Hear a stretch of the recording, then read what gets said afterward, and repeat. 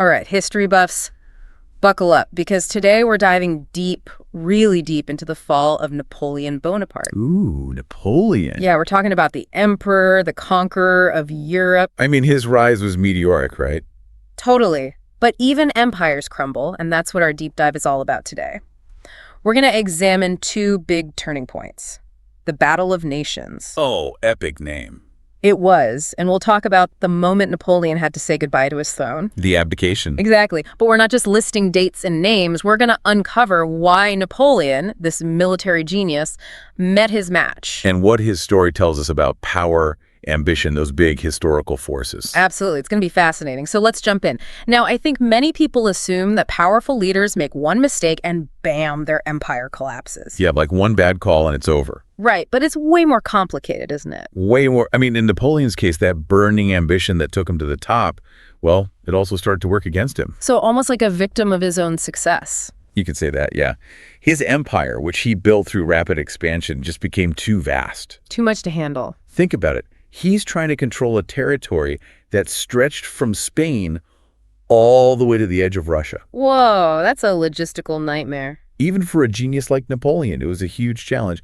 And governing such a diverse empire, that wasn't easy either. Different cultures, different languages. Exactly. Trying to impose French laws and customs everywhere backfired, created resentment, even rebellions. So while he's conquering, there's trouble brewing back home. You got it. And across Europe, his rivals, they were watching, waiting for their chance. Which brings us to the Battle of Nations. Oh yeah, that one was massive. Okay, set the scene for us. How massive are we talking? Imagine over 500,000 soldiers clashing in one battle. 500,000. The fate of Europe was literally hanging in the balance. This is no small skirmish. This is huge. Huge, a clash of ideologies, a fight for control of the entire continent. So who exactly was Napoleon up against? The Sixth Coalition. The Sixth? Wow. It was a powerful alliance. Russia, Austria, Prussia, Sweden, all united against him. And they were motivated. Oh yeah, years of Napoleon's conquests, they'd had enough. They wanted him gone. And remember, Napoleon's army, it was already weakened after that disaster in Russia. He was relying on inexperienced troops, right? Exactly. While the coalition, they were fresh, highly motivated, they could smell victory. So how did this play out on the battlefield? Well, it was chaotic. A multi-day battle in Leipzig in 1813. Both sides had heavy losses, but Napoleon's army, they were stretched too thin. Outnumbered. And outmatched. The coalition forces were coordinated. They'd learned from Napoleon's past victories. So even his brilliant tactics weren't enough. The speed, the maneuverability, it was useless against such a large organized force. So this was a turning point in how wars were fought. Exactly. The Battle of Nations showed the importance of logistics, of coalition warfare, things Napoleon hadn't quite mastered. And the French retreat, I read about a destroyed bridge. It sounds horrific. Yeah, it was a desperate scramble to survive, thousands trapped, the enemy closing in, and their only escape route was demolished. That's a chilling image. Countless casualties. It added to the already devastating losses. So this defeat, it did more than just weaken Napoleon's army. It shattered his image of invincibility. It was a wake-up call for Europe. The beginning of the end. Like a domino effect. After Leipzig, the cracks started to show. Allies abandoning him. Bavaria, Saxony, they joined the coalition. Ouch. And it wasn't just allies. Revolts broke out across his empire. People seeing their chance to break free. Exactly. Napoleon had enemies everywhere, inside his empire and out. It's going to be tough, going from conqueror to the one being conquered. We'll be back right after this break to discuss that. So Napoleon's got enemies all over his empire is falling apart. And then in 1814, the unthinkable happens. Coalition forces invade France itself. It was a huge turning point. Imagine spending years conquering others, only to find yourself fighting for your own nation's survival. Talk about a blow to the ego. It must have been a humbling experience for Napoleon. But even with the odds stacked against him, Napoleon didn't just give up, did he? He actually won some battles in 1814, even while facing overwhelming odds. That's what makes this period so fascinating. Even in defeat, Napoleon's tactical brilliance was evident. I can picture him in a war room, moving those little figurines around like a chess master. Exactly, and he pulled off some impressive victories in those early months of 1814, Champaubert, Montmirail, Montereau. So he's still got it, even with his back against the wall, he's winning. But it wasn't enough in the long run, was it? Sadly, no. Those were tactical victories. They couldn't change the bigger picture.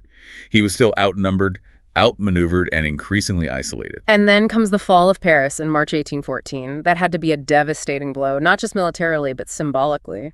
The capture of Paris was a turning point. It shattered Napoleon's prestige and demoralized his supporters.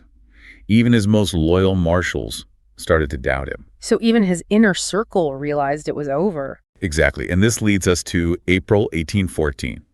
Napoleon at Fontainebleau, surrounded by his marshals facing the reality of defeat. I can only imagine the tension in that room. Napoleon, the seemingly invincible emperor, now being urged to surrender. It must have been incredibly difficult for him. This is Napoleon Bonaparte, the man who reshaped Europe, the embodiment of the French Revolution, facing humiliation. Did he put up a fight?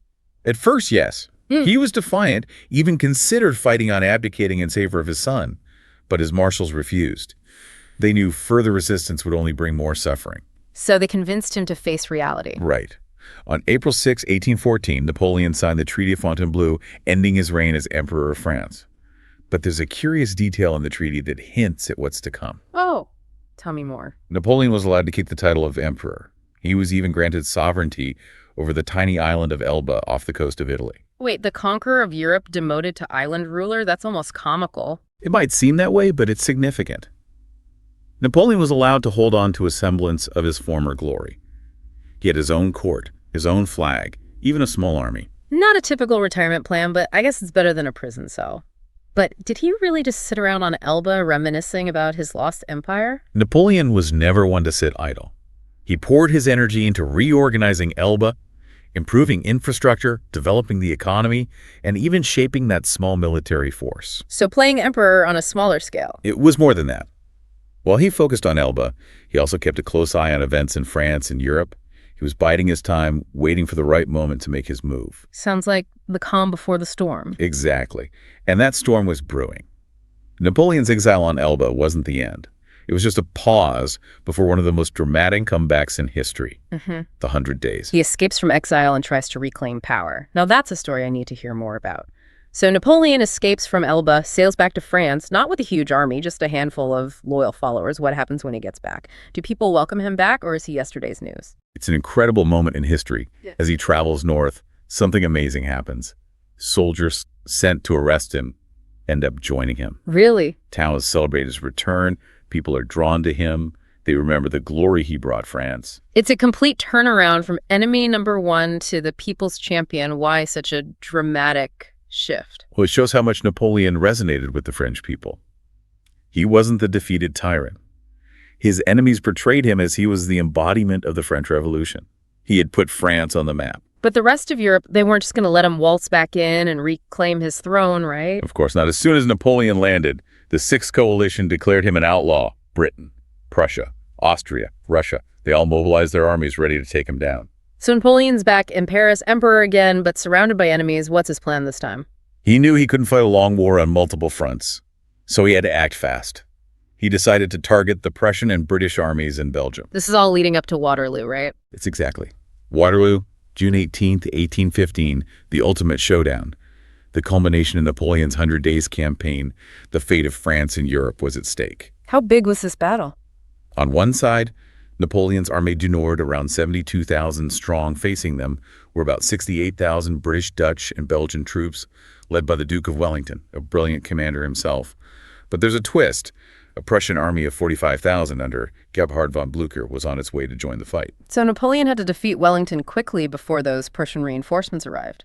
That was the gamble classic Napoleon divide and conquer. The early hours of the battle were brutal, back-and-forth charges, heavy losses on both sides. Napoleon's troops pushed hard trying to break through Wellington's lines. Did they succeed? Not quite. They had some early successes but couldn't land a decisive blow. Wellington held strong, and then in the late afternoon, the Prussians arrived. It's going to be a crushing moment for Napoleon. It changed everything with Blücher's fresh troops. Napoleon was outnumbered, exhausted. He had to retreat. Waterloo was a huge victory for the coalition. It marked the end of the Napoleonic era. Wow, what a journey we've taken from emperor to exile, a daring comeback, and then final defeat. It's a real rise and fall story. What are your final thoughts on Napoleon? He's a complex figure, a brilliant strategist, a reformer who modernized France, a leader who inspired incredible loyalty, but he was also a conqueror. His ambition led to so much loss. He represents both the promise and the danger of revolution. the ideals of liberty and the realities of tyranny. He definitely continues to fascinate us centuries later. He's a reminder that history is full of these larger-than-life figures with all their contradictions and complexities. Their stories remind us of the power of ambition, the allure of leadership, and the possibility of both triumph and defeat. Thanks for joining us on this deep dive into the fall of Napoleon Bonaparte. Until next time, keep exploring, keep questioning, and keep diving deep into the mysteries of the past.